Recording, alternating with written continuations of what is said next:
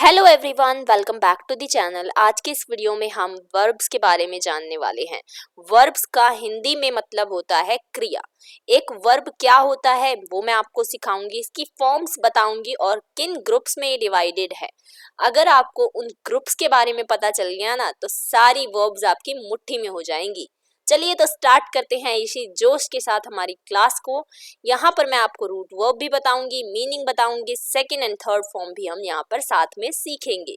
चलिए तो स्टार्ट करते हैं इस क्लास को। चैनल पर पहली बार आए हैं, सब्सक्राइब जरूर कर लीजिएगा। सबसे पहले तो आपके दिमाग में ये सवाल आना चाहिए कि व्हाट इज वर्ब। आखिरकार ये वर्ब नाम की चिड़िया है क्या?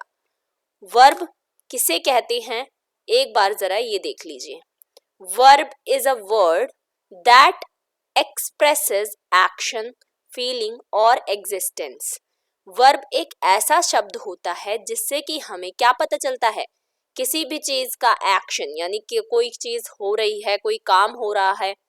किसी चीज की फीलिंग यानी कुछ महसूस करना, वो भी हमें यहाँ से पता चलता है। और एग्जिस्टेंस यानी कि किसी चीज का होना या ना होना भी हमें वर्ब से ही पता चलता है। कुछ एग्जाम्पल्स मैं आपको दिखा देती हूँ। जैसे फर्स्ट एग्जाम्पल है शिवा सिंग्स, यानी शिवा गाता है।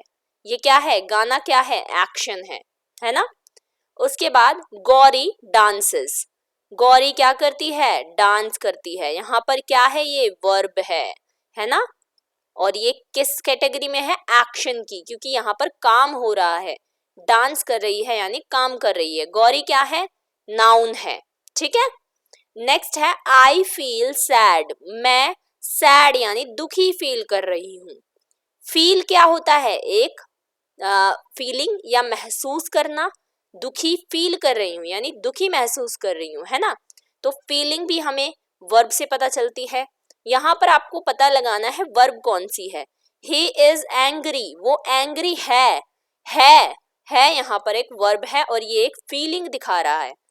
उसके बाद Rama was a Nobel king, Rama जो थे यानी राम भगवान एक आदर्श राजा थे। अब यहाँ पर दिखाया जा रहा है एग्जिस्टेंस, यानी कि वो एक समय पर थे। ठीक है ना। यानी अगर आपसे बोला जाए था, थे या फिर है, तो वहां पर आपकी एग्जिस्टेंस का पता चलता है। रामा वॉज यहाँ पर एक वर्ब है।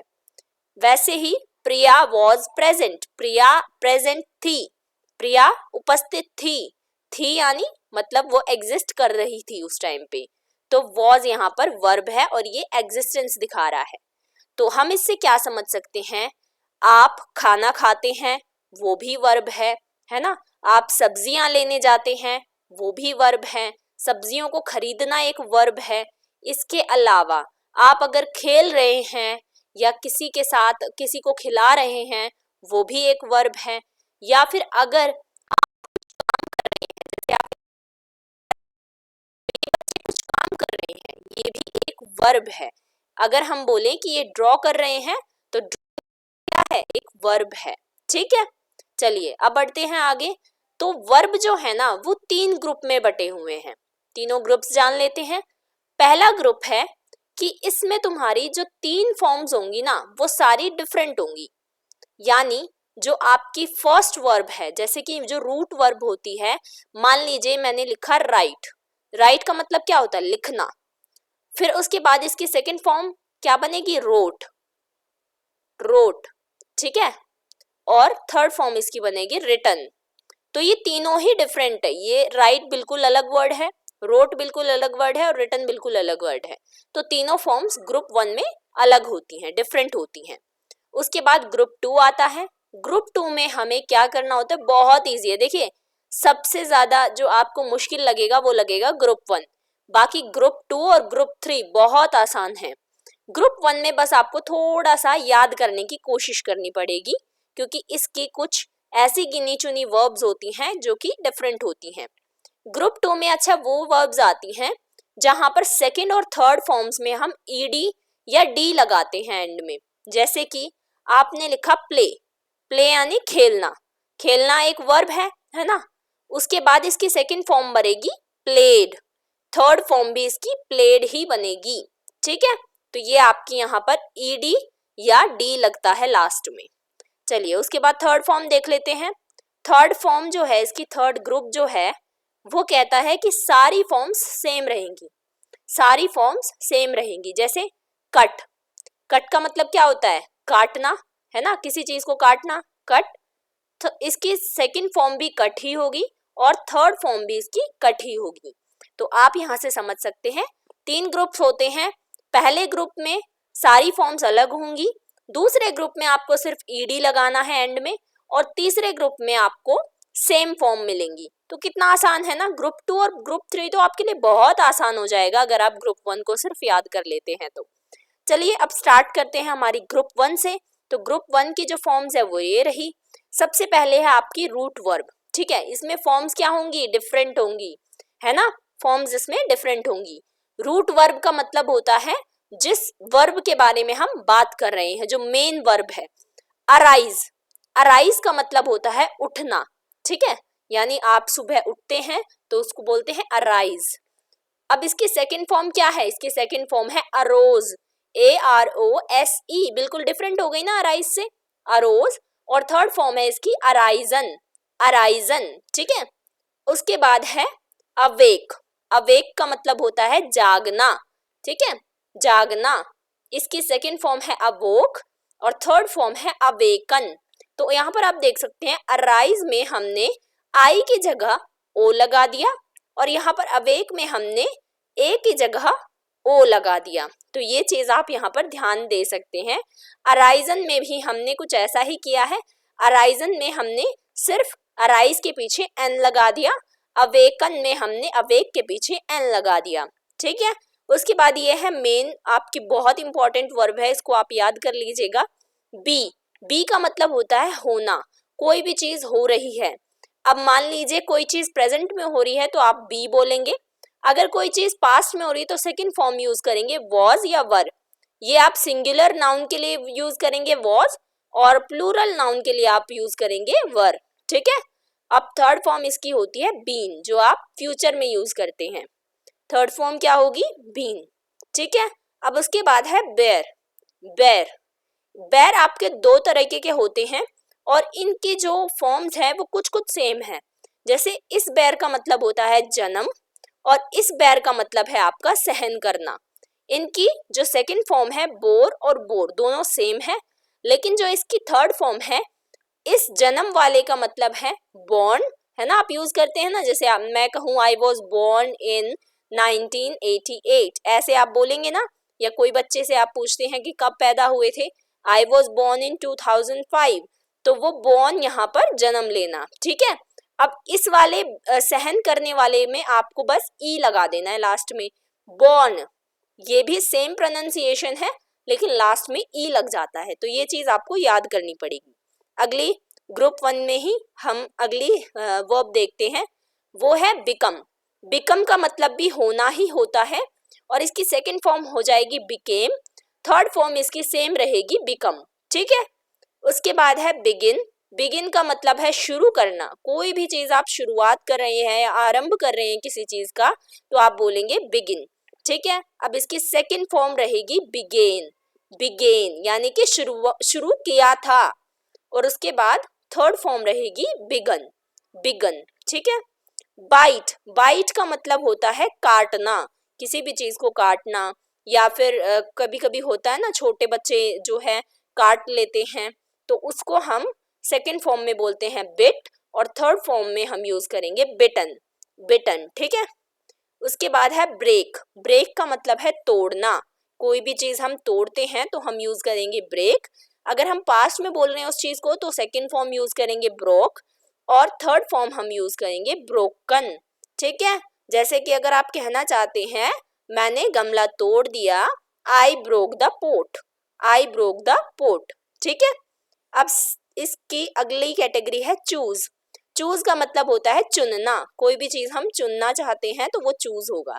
इसकी सेकंड फॉर्म है चोज, सेम ही आपको लगेगी, यहाँ पर देखिए ब्रेक में ब्रोक हो गया, ब्रोकन हो गया, तो यहाँ पर चोज और चोजन हो गया, ठीक है। सेकंड फॉर्म में चोज और थर्ड फॉर्म में चोजन।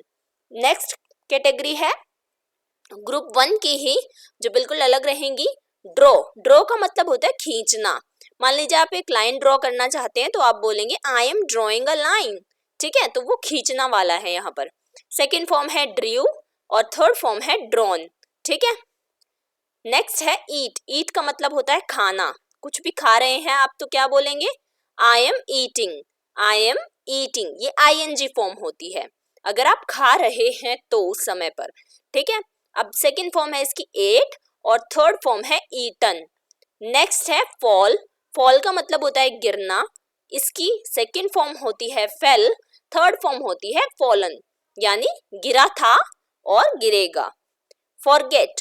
फॉरगेट का मतलब होता है भूल जाना, इसकी सेकेंड फॉर्म है फॉरगॉट, थर्ड फॉर्म है फॉरगॉटन। ये आपके लिए इजी भी है और कुछ बच्चों के लिए हार्ड भी लगेगा, लेकिन अगर आप प्रैक्टिस करेंगे, इनको रोजाना याद करेंगे, एक काम आप कर सकते हैं, आप या तो इनका स्क्रीनशॉट ले सकते हैं या फिर आप इनको किसी भी कॉपी पेन से उतार सकते हैं।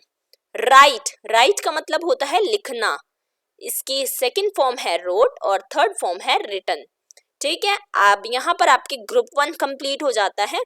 देखिए ग्रुप 1 में जो है मैंने उतनी ही फॉर्म्स ली हैं जो आप डेली यूज करते हैं, ये सारी फॉर्म्स वो हैं जो आप डेली लाइफ में यूज करते हैं और इनकी जरूरत आपको पड़ती है। अब जो आगे आप चाहते हैं कि मैं ग्रुप 1 की सारी फॉर्म्स करवाऊं तो मुझे आप कमेंट में बताइएगा। नेक्स्ट है ग्रुप 2, जिसमें कि फॉर्म्स में के पीछे हमें ईडी लगाना है लास्ट में, यानी सेकेंड और थर्ड फॉर्म में हमें बस ईडी लगाना है। जैसे अब्यूज, गाली देना, अब्यूज्ड, अब्यूज्ड, है ना, ईडी लगा दिया। ये पूरी स्पेलिंग है ABUSE और D। आपको ये ध्यान देना है जहां पर E है ना पहले से ही, अगर कोई वर्ड है उसके पीछे E है तो हमें सिर्फ D लगाना पड़ेगा। अगर कोई वर्ड है उसके पीछे Y है तो हम क्या लगाएंगे, IED। तो इन बातों का भी आपको ध्यान रखना है, वो मैं आपको आगे बताऊंगी। एक्ट। एक्ट का मतलब होता है काम करना, इसकी सेकेंड फॉर्म है एक्टेड और थर्ड फॉर्म है एक्टेड। अब यहाँ पर देखिए एक्ट, इसके पीछे ई नहीं है तो यहाँ पर हमने क्या यूज किया, ईडी, ईडी है ना, यहाँ पर ई था तो हमने सिर्फ डी यूज किया। आस्क। आस्क का मतलब पूछना, आई एम सॉरी, यहाँ पर आस्क्ड हो जाएगा, ASKED, ASKED, आस्क्ड और आस्क्ड, ठीक है। उसके बाद है कुक। कुक का मतलब पकाना, कुक्ड और कुक्ड, इनके पीछे बस आपको ईडी लगाना है। बार्क मतलब भौंकना, बाग्ड, बाग्ड। नेक्स्ट है ब्लीड।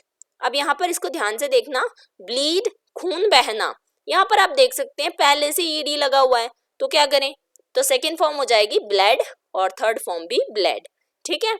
उसके बाद है ब्लेस। ब्लेस मतलब आशीर्वाद, ब्लेस्ड और ब्लेस्ड, सेकेंड फॉर्म ब्लेस्ड हो जाएगी, थर्ड फॉर्म भी सेम रहेगी। कैरी। अब मैं यहाँ पर वाई के बारे में बता रही थी, कैरी का मतलब होता है ले जाना। अब यहाँ पर आप देख सकते हैं वाई है तो आप क्या करेंगे, तो आप सिंपली IED लगा देंगे। जहां पे भी आपको किसी भी वर्ड में वाई लास्ट में दिखे ना तो वहां पर IED बेझिझक आपको लगा देना है। यहाँ पर सेम ऐसे ही कैरीड रहेगा। बोरो, इसके पीछे ED लग गया, बोरोड, बोरोड।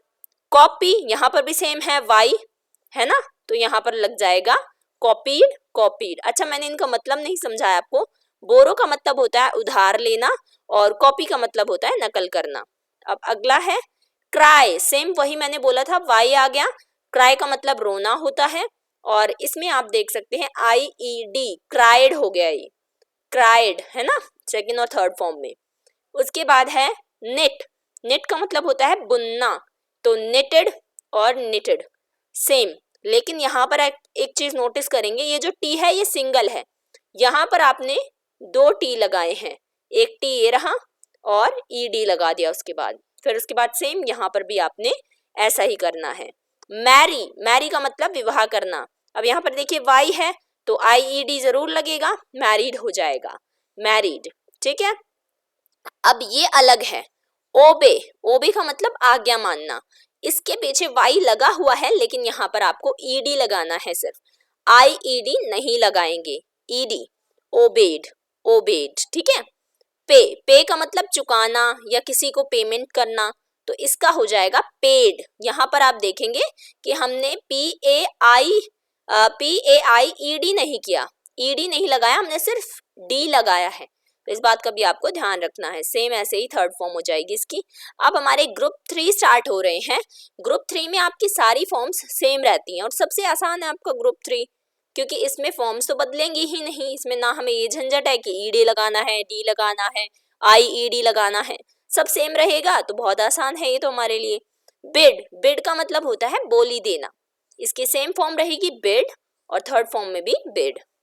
बर्स्ट, बर्स्ट का मतलब फटना। आप बोलते हैं ना चीज बर्स्ट पिज्जा खाएंगे, तो वो बर्स्ट मतलब फटना। बर्स्ट सेम रहेगी और यहाँ पर भी सेम रहेगी। रीड, रीड का मतलब होता है पढ़ना। तो यहाँ पर ये जो है फॉर्म, ये है तो सेम, लेकिन इनको हम पढ़ेंगे अलग तरीके से। जैसे इसको तो हम रीड पढ़ रहे हैं, इसको हम पढ़ेंगे रेड। इस तरीके से प्रोनाउंसिएशन होगी इसकी रेड, और इसको भी हम रेड पढ़ते हैं ना कि रीड। तो आपको ये ध्यान रखना है, स्पेलिंग सेम रहेगी लेकिन पढ़ेंगे इसको रेड, ठीक है। कट, कट का मतलब काटना, सेम फॉर्म कट और कट, ठीक है। पुट, पुट का मतलब रखना, पुट पुट। नेक्स्ट है क्विट, क्विट का मतलब होता है छोड़ना, यहाँ पर भी सेम फॉर्म रहेगी क्विट एंड क्विट। कास्ट का मतलब होता है फेंकना, cast cast same form. Set यानी अस्त होना, बोलते हैं ना सूर्य अस्त हो गया, the sun is set, set set. Hurt, hurt यानी पीड़ा देना या किसी को चोट पहुंचाना, इसकी सेम फॉर्म रहेगी हर्ट और हर्ट। बैट यानी शर्त लगाना, बैट और बैट सेम फॉर्म रहेंगी। ये जो है ऑल फॉर्म्स जिनकी सेम रहती है, ये कुछ ही वर्ड्स होते हैं, तो इनको आपको याद कर लेना है कौन कौन से ऐसे वर्ड हैं जिनकी फॉर्म सेम रहेंगी। लेट का मतलब होता है देना, तो सेम फॉर्म रहेगी लेट और लेट, ठीक है। कॉस्ट का मतलब होता है कीमत, या किसी चीज की हमें अगर हमें पूछनी है कि इसकी क्या कॉस्ट है, इसका कितना हमें रुपए देना है, तो उसकी भी फॉर्म सेम रहेगी कॉस्ट और कॉस्ट। शेड, शेड का मतलब होता है बहाना, इसकी भी सेम फॉर्म है शेड और शेड। शट का मतलब होता है बंद करना, बोलते हैं ना शट द डोर, दरवाजा बंद कर दो, तो इसकी भी सेम फॉर्म रहेगी। कोई आपको झिझक नहीं करनी है, इसमें शट ही लगाना है तीनों चीज में। अब आप बोलेंगे कि मैंने दरवाजा बंद किया था, I shut the door, same ऐसे ही रहेगा कि मैंने दरवाजा बंद किया था यानी पास्ट में बेशक हो रहा है, लेकिन आपको शटेड नहीं बोलना है, शट ही बोलना है। अब है स्प्रेड, स्प्रेड का मतलब होता है फैलाना, फैलाने की सेम ही रहेगी स्प्रेड और स्प्रेड। तो यहाँ पर आपकी क्लास कंप्लीट हो जाती है। ये मैंने वो फॉर्म्स ऑफ वर्ब आपको सिखाई हैं जो आप डेली लाइफ में यूज करते हैं। ग्रुप्स इनके किस तरीके से बने हुए हैं ये भी मैंने आपको सिखा दिया। अब यहाँ पर कुछ अभ्यास कार्य है जो आपको मुझे कमेंट्स में करके बताना है। सबसे पहले तो आप फॉर्म्स लिखेंगे इन सभी की, जैसे राइट की फर्स्ट फॉर्म है ये राइट, ठीक है, ये तो हमारी रूट फॉर्म हो गई, रूट वर्ब है राइट यानी लिखना। अब इसकी जो सेकेंड और थर्ड फॉर्म है वो मुझे आप कमेंट में बताएंगे।